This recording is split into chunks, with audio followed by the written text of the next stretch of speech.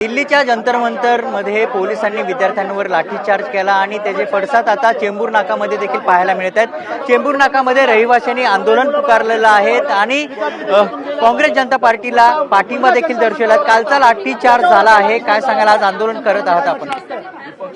हे जे आंदोलन हे मुलांच्या भवितव्य घडवण्यासाठी जे काही आंदोलन जंतर मंतर झालं, त्या जंतर आंदोलन करणाऱ्या विद्यार्थ्यांना असं बेदम मारहाण केली पोलिसांनी। हा काय प्रकार आहे? ही लोकशाहीचं हे आहे? लोकशाही या देशात आहे की नाही? आणि इथे आंदोलन करण्याचा एकच उद्देश होता की यापुढे असे प्रकार घडू नये आणि असे प्रकार घडू नये म्हणून ते सरकारचा आवाज सरकारला कोणतरी बदनाम करतोय। सरकारला पूर्ण लहान आताचा युवक हा जागा झालाय, आताचा हा जो काही युवक आहे जागा झालाय, त्याला समजायला लागलंय की माझं भवितव्य कशात आहे, माझं भवितव्य कोण बिघडवतोय हे त्याला समजायला लागल्यामुळं तो रस्त्यावर उतरलेला आहे। त्यामुळे आम्ही ह्या माध्यमातून नरेंद्र मोदी देशाचे पंतप्रधान आणि धर्मेंद्र प्रधान यांच्या राजीनाम्याची मागणी आम्ही करत आहोत। यांनी ताबडतोब राजीनामा द्यावा। स्वतःला जर काय असेल काय तर त्यांनी ताबडतोब राजीनामा द्यावा। लोकशाहीचं जिवंत ठेवायचं असेल तर सर्व युवकांनी, सर्व महिलांनी एकत्रपणे येऊन लढा दिला पाहिजे। या देशामध्ये एक अशी क्रांती झाली पाहिजे, या क्रांतीतून अतिशय चांगलं भवितव्य घडलं पाहिजे। नक्कीच एकीकडे आपण जर बघितलं विद्यार्थ्यांना लाठीचार्ज होतोय, दुसरीकडे विद्यार्थ्यांना जे सदाभाऊ खोत आहे ते म्हणतात की आतंकवादी शल्लक। कोण सदाभाऊ खोत? आम्ही ओळखत नाही सदाभाऊ खोतांना मुलगा जर असेल किंवा मुलगी शिक्षित असेल, जर काल जंतर मंतरवर त्यांच्या मुलावर लाठीचार्ज झाला असता तर हा सदाभाऊ खोतच्या पाठी आग लागली असती। आम्ही आमच्या हक्कासाठी जंतर मंतरवरती आंदोलन करत होतो, हक्कासाठी। तुम्हाला धर्मेंद्र प्रधानचा राजीनामा का घ्यायचा नाही? सरकारने जाहीर करावा ना। ज्या नेट परीक्षेचा पेपर फुटला, 20 विद्यार्थी मृत्युमुखी पडले, याची जबाबदारी नरेंद्र मोदींनी घेतली पाहिजे। विद्यार्थी देशाचं भवितव्य आहे, त्या भवितव्यावर जंतर मंतरवरती या लोकांनी लाठीचार्ज केला आणि बेशरम लोक त्यांना नक्षलवादी म्हणतात। ही बसलेली अवलाद, ही पिल्ला नरेंद्र मोदीची। सदाभाऊ खोतांना सांगा हे चातुर्गिरी बंद कर म्हणा, नक्षलवादी बोलण्याची। नक्षलवादी कोण आहेत आम्हाला माहित आहे, आम्हाला सांगायची गरज नाही। पोलिसांनी विद्यार्थ्यांवर लाठीचार्ज केला, आज देखील विद्यार्थी जखमी अवस्थेत त्या ठिकाणी आंदोलन सुरू ठेवलंय। आता या सरकारचा सर्वोच्च पदावर बसलेला माणूस ना करताय। नक्कीच तुम्ही काय सांगाल? एकीकडे सदाभाऊ खोत विद्यार्थ्यांना आतंकवादी, दहशतवादी म्हणतात, उपमा दिले त्यांना। या सदाभाऊ खोतला जो पक्षाचा राहिला नाही, तो समाजाचा आणि देशाचा काय राहू शकतो? तो ह्या सदाभाऊ खोतला जर मुलांचं, जर त्याच्या स्वतःच्या मुलांचं जर भविष्य जर त्याला घडवायचं असेल तर तो सरकारमध्ये न बसता तो सरकारच्या बाहेर येईल। आणि ह्या सदाभाऊ खोतला आम्ही आवाहन करतो आज आमच्या आंदोलनातून, तू फक्त मुंबईमध्ये येऊन दाखव, मग तुला आम्ही दाखवतो या आंदोलनात काय असतं ते। पण आपण जर बघितलं पोलिसांकडून आंदोलन करून दिलं जात नाही, नोटिसा दिल्यात, पोलिसांनी घराबाहेर बंदोबस्त लावलाय। पोलिसांना तसे महाराष्ट्र सरकारचे आदेश आहेत, पोलिसांनी त्यांचं काम करतील, आम्ही आमचं काम करू। आमच्या मुलांचं भविष्य आज अंधारात आहे, जर आमच्या मुलांचं भविष्य जर उज्ज्वल करायचं असेल तर आम्हाला याच्यातून मार्ग काढावाच लागेल। आणि ह्या ठिकाणी कोणत्याही राजकीय पक्षाचा आसरा न घेता हा फक्त एक युवकांचा आणि एक घरातल्या एक तरुणांचा हा आवाज आहे।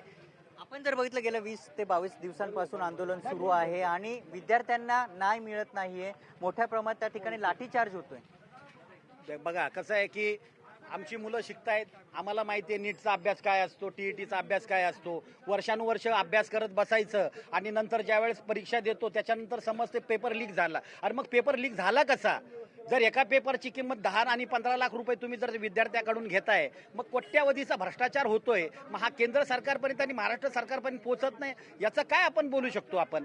कारण हा जो वरपासून खालपर्यंत जर पहिल्यापासून जर आज जर धर्मेंद्र प्रधानांनी राजीनामा जर दिला नाही तर हे आंदोलन आणखीन तीव्र होईल।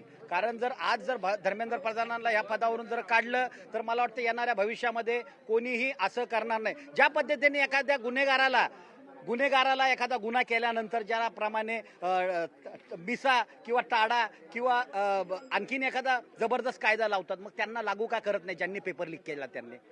एखादा जर आंदोलन करतोय तर त्याच्यावर तडक, आज आम्ही आंदोलन करतोय रस्त्यावरती, कदाचित आमच्यावर केसेस घेतील।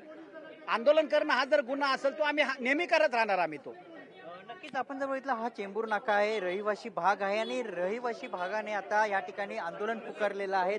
लेडीज देखील मोठ्या संख्येने या ठिकाणी सहभाग नोंदवलेला आहे. आपण जर बघितलं अनेक रहिवासी हे आता रस्त्यावर उतरले आहेत. काय सांगाल, विद्यार्थ्यांवर लाठीचार्ज होतोय? ही निंदनीय बात आहे. विद्यार्थ्यांवर लाठीचार्ज करणं हे एकदम अक्षणीय गुन्हा आहे. कारण ते पीसफुल काल प्रोटेस्ट करत होते, त्यांनी कुठलाही आतंकवादी हे केलेलं नाहीये. पहिली लाठीचार्ज पोलिसांनी केली आणि ते स्वतःच्या आपल्या हक्कासाठी लढत होते. त्यांनी काय कोणाला मारहाण केली नव्हती. हे पूर्ण नाही, सरकारच बेकार आहे. एकीकडे म्हटलं जाते हे आंदोलन नसून राजकारण आहे, सत्तेधाऱ्याचं कारण तसं काय मी त्याच्याबद्दल काय बोलू शकत ते असू पण शकते. पण ही खरी बाब ना आता देशाला शिक्षणाची ही खरी आहे. इतके पेपर लीक होतात हे बरोबर आहे. मुलं उतरणार नाहीत का? मग आपल्या रोडवर उतरणार नाहीत का? त्यांची किती वेळा त्यांनी एक्झाम द्यायची? री एक्झाम किती होणार? हे खेळ किती वेळा होणार? मग ते स्वतःसाठी हे करू शकत नाही का? ते ह्याचं मीडिया ह्याचं त्याचं जाऊ द्या. नक्कीच आपण जर बघितलं जे मुलं आहेत ते देखील रस्त्यावर उतरले आहेत. धर्मेंद्र प्रधान यांचा राजीनामा दिला पाहिजे, हातात फलक देखील पाहायला मिळत आहेत. काय सांगशील, एकीकडे विद्यार्थी आंदोलन करतायत त्यांच्या न्यायासाठी आणि दुसरीकडे त्यांच्यावर लाठीचार्ज होते, अनेक विद्यार्थी जखमी झालेत. या तानाशाही सरकारकडनं आपण हेच एक्सपेक्ट करू शकतो. हे नेहमीच असंच करत आलेत. तुम्ही बघाल दिल्लीला अधोगरी खूप हे झाले. आज तर शिक्षणाचा मुद्दा आहे, आज तर बेसिक राईटचा मुद्दा आहे, त्यावर पण हे लोक लाठीचार्ज करतात. हे का टेररिस्ट नाहीत, हे स्टुडंट्स आहेत जे उद्या जाऊन कोण IPS IAS कोण डॉक्टर्स हे इंडियाला सर्व करणार आहेत. या पोरांवर ही पोलीस लाठीचार्ज करत आहे. खूप चुकीचं आहे ही गोष्ट. आम्ही याचा निषेध करत आहोत आणि त्यासाठी तेच आज माग करायला आम्ही आमचा प्रोटेस्ट काढला गेला. नक्कीच मोठ्या प्रमाणात जे चेंबूरकर आहेत ते आता रस्त्यावर उतरले आहेत आणि काल जो लाठीचार्ज करण्यात आला आहे विद्यार्थ्यांवर तो अक्षरशः निंदनीय आहे अशी देखील प्रतिक्रिया देत आहेत. आणि आता चेंबूरमध्ये जे रहिवासी आहेत ते रस्त्यावर उतरून आता ह्या घटनेचा निषेध व्यक्त करत आहेत. धर्मेंद्र यांनी राजीनामा दिलाच पाहिजे अशी मागणी देखील जोर धरू लागली आहेत. कॅमेरामॅन अमित शिगवणसह महिराज जाधव, TV9 मराठी, मुंबई. दिल्लीमध्ये झालेल्या लाठीचार्ज नंतर आता त्याचे पडसाद चेंबूरमध्ये देखील पाहायला मिळत आहे. चेंबूर नाकामध्ये जे रहिवासी आहेत सामाजिक संघटनांनी आंदोलन करण्यात आलेत. मात्र सिद्धार्थ कॉलनी नगरमध्ये जर आपण बघितलं जे रहिवासी आहेत त्यांनी देखील आता ह्या पाठिंबाला दिला आहेत. मात्र पोलिसांनी वारंवार नोटीस दिल्यात आणि आंदोलन करू नका अशी देखील भूमिका पोलिसांनी केली आहे. काय सांगाल, एकीकडे लाठीचार्ज होते, विद्यार्थ्यांनी तिकडे जखमी झालेले आहेत, काय सांगाल? मुळात म्हणजे जे विद्यार्थी शांततेने आंदोलन करत होते त्यांच्यावर लाठीचार्ज करणं हे तर कुठेतरी चुकीचं आहे. आणि सिद्धार्थ कॉलनीमधून मोर्चा निघणं हे आमचं काल रात्री 6-7 पर्यंत कोणत्याही प्रकारचे नियोजन नव्हतं. पण ज्याप्रमाणे दिल्ली जंतर मंतरवरती आंदोलन झालं आणि त्यांच्यावरती लाठीचार्ज झाला त्याचा एक आक्रोश सिद्धार्थ कॉलनीमधील सर्व नागरिकांमध्ये होता. आणि रात्री 8-9च्या सुमारास आम्ही डिसिजन घेतलं की उद्या चेंबूर नाका येथे तीव्र आंदोलन करण्याचं. आणि त्याचीच आमची काही चर्चा चेंबूर पोलीस स्थानक येथे पोहोचली आणि चेंबूर पोलीस स्थानकाने रात्री 9 वाजल्यापासून ते दुसऱ्या दिवशी सकाळी 10 वाजेपर्यंत सर्व कार्यकर्ते पदाधिकाऱ्यांना नोटीस दिल्या, काहींना फोन केले. प्रत्येक सिद्धार्थ कॉलनीच्या गल्लोगल्लीमध्ये पण बाहेर उभं राहून कोणाला बाहेर येऊन दिला नाही. त्याच्यामुळे आज सिद्धार्थ कॉलनीमध्ये आंदोलनकर्ते कमी आणि पोलिस मोठ्या संख्येने, तरी आम्ही सिद्धार्थ कॉलनीमधले आंदोलन करणार आहोत. पण पोलिसांनी नोटीस देखील दिल्यात, घराबाहेर पोलिसांचा बंदोबस्त देखील वाढवण्यात आलाय, काय सांगत? मुळात म्हणजे पोलिसांचा घराबाहेर बंदोबस्त किंवा नोटीस देणे हे तर कुठेतरी चुकीचं आहे. मुळात आमची मागणी काय आहे किंवा आम्ही कशा प्रकारे आंदोलन करतो ह्या सर्व गोष्टी बघून मग पोलिसांनी त्यांचा काय निर्णय आहे ते द्यायला पाहिजे होता. बट हे सर्व सुरू होण्याआधीच पोलीस एवढ्या मोठ्या संख्येने उपस्थित आहे की म्हणजे सिद्धार्थ कॉलनीतून बाहेर पडणं थोडं मुश्किल असणार आहे. एकीकडे सदाभाऊ खोत आहे, त्यांनी असं म्हणाले की जे आंदोलक आहेत ते आतंकवादीची त्यांची उपमा दिली, आतंकवादी म्हणून बोललेत. आता सदाभाऊ खोत यांनाच माहिती की नेमका अतिरेकीची व्याख्या काय आणि अतिरेकी म्हणजे नेमकं कोण असतात ते त्यांनाच माहिती. पण विद्यार्थ्यांवर मारहाण झाले, लाठीचार्ज झाले आणि सदाभाऊ खोत हे पाठीशी घालतात, त्यांना विद्यार्थ्यांना ते आतंकवादीची उपमा देतात. म्हणजे विद्यार्थी चुकतोय का असं म्हणायचं का? मुळात म्हणजे विद्यार्थी चुकतच नाही आणि ते अतिरेकी नाहीच आहे. मुळात म्हणजे सदाभाऊ खोत यांचा एक बोलतात ना एक BJPला पाठिंबा देण्याचं एक कारण आहे याच्या मागे. या सर्व गोष्टींमधून एवढंच दिसून येते. त्यांना हे नाही दिसत की BJP सरकार एवढ्या सर्व विद्यार्थ्यांवर लाठीचार्ज करण्यामागे किंवा एवढ्या पूर्ण कुटुंबांवरती त्रास होण्यापेक्षा एखाद्या शिक्षण मंत्र्यांचा राजीनामा घेऊन टाकवा ना, विषय इथंच मिटतो.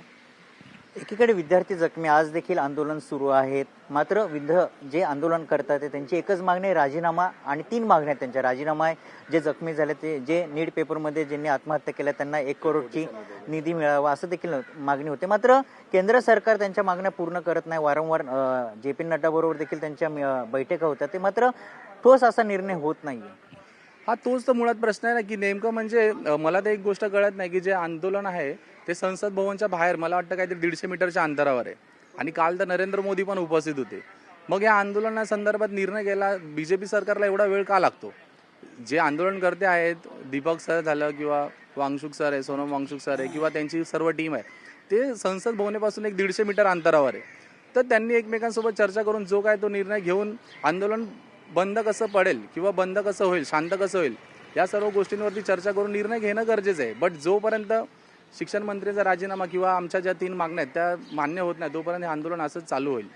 नक्कीच हे होते रहिवासी, आणि त्यांनी सांगितले जोपर्यंत विद्यार्थ्यांच्या मागण्या पूर्ण नाही होत तोपर्यंत हे आंदोलन तसंच राहणार. मात्र चेंबूर नाकामध्ये जे रहिवासी आहेत त्यांनी आज आंदोलन पुकारलं होतं, मात्र पोलिसांचाच मोठा बंदोबस्त या ठिकाणी पाहायला मिळतोय. या सर्व रहिवाशांना नोटीस देखील पोलिसांनी दिल्या आहेत. त्यामुळे आता विद्यार्थ्यांच्या मागण्या केंद्र सरकार पूर्ण करणार का ते पाहणं तितकंच महत्त्वाचं. कॅमेरामन अमित शिगवणसह मयुराज जाधव, TV9 मराठी, मुंबई.